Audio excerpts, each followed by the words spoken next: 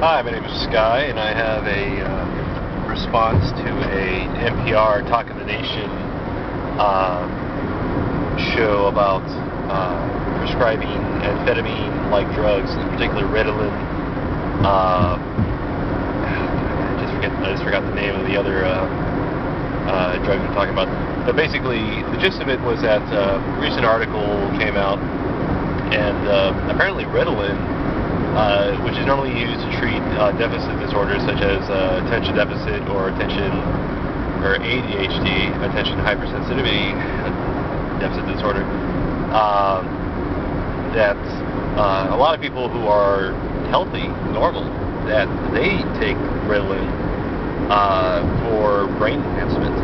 And in particular, college students will take it when they have to pull an all-nighter, or when they're studying. People who give lectures and travel a lot to help reduce the effect of jet lag will take the drug to help them, especially if they're giving a speech in front of people, because it helps with attention and also with the ability to recall. So knowing the right word to say, which if you're a lecturer, that's what you got to do. What I'm doing on this camera is so difficult. So I can understand, but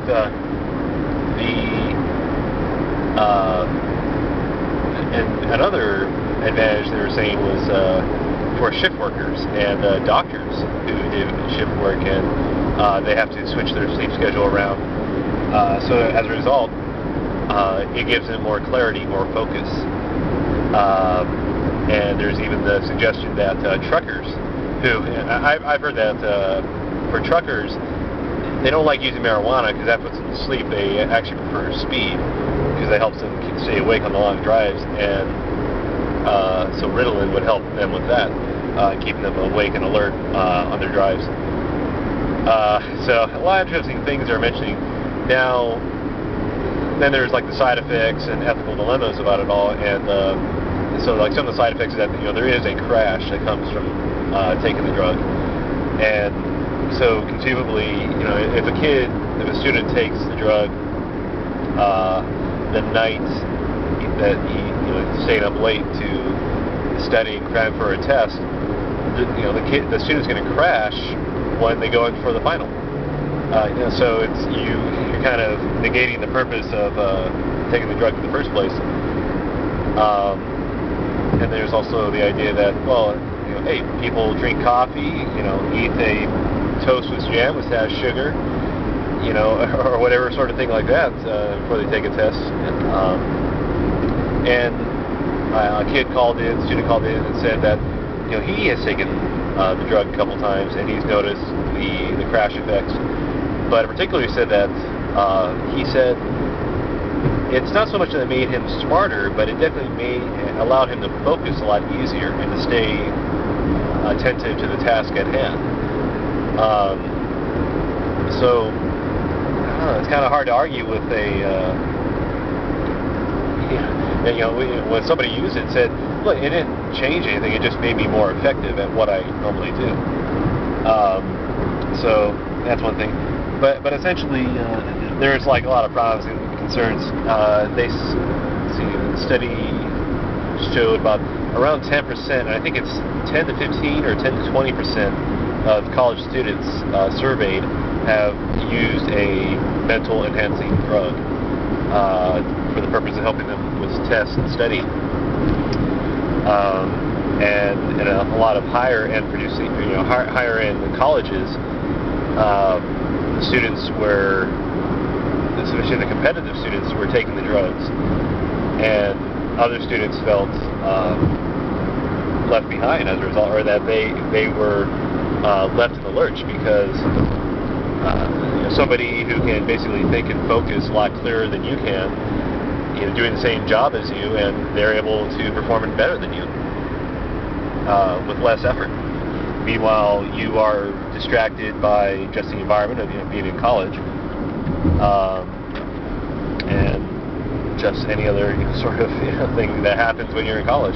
So, yeah, ultimately some of the side effects, and that was the key problems, is that it's a chemical. and it's chemical that messes with your brain chemistry and increases the dopamine levels. So you're going to feel good, better, and or you just may not really notice the difference. When you start performing tasks, you'll realize, oh, hey, wow, this seems a lot easier. And I'm just kind of thinking now, like, God, maybe I should have taken some Ritalin when I was going through college. Probably would have helped my GPA, but it definitely helped me with focusing on the books. But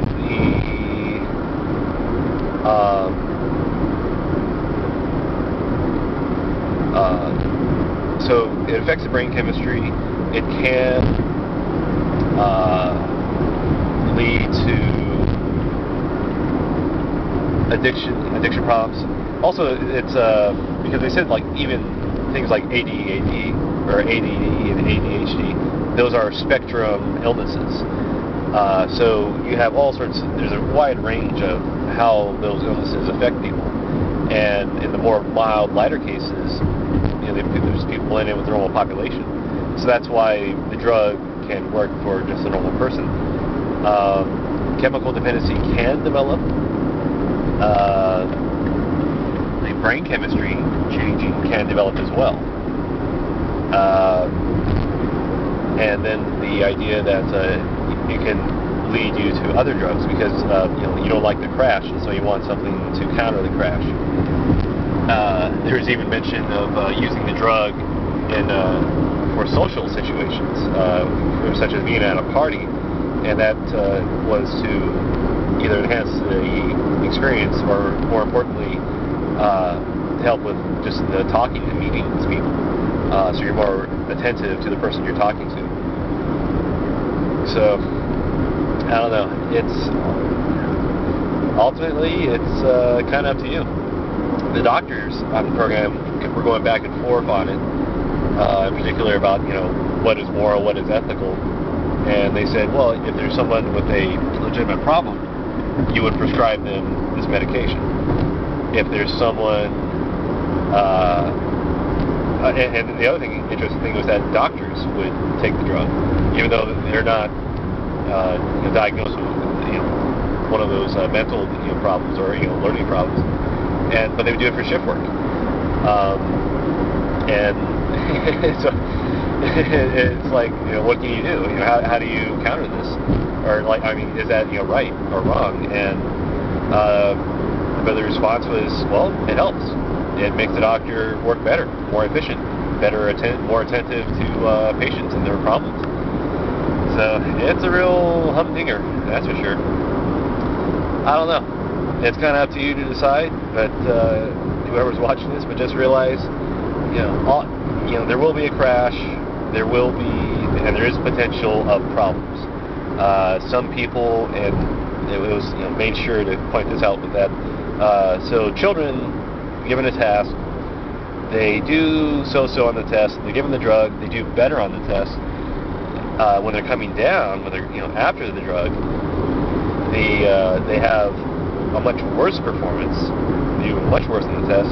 But afterwards, they tend to be about the same as they were before the drug.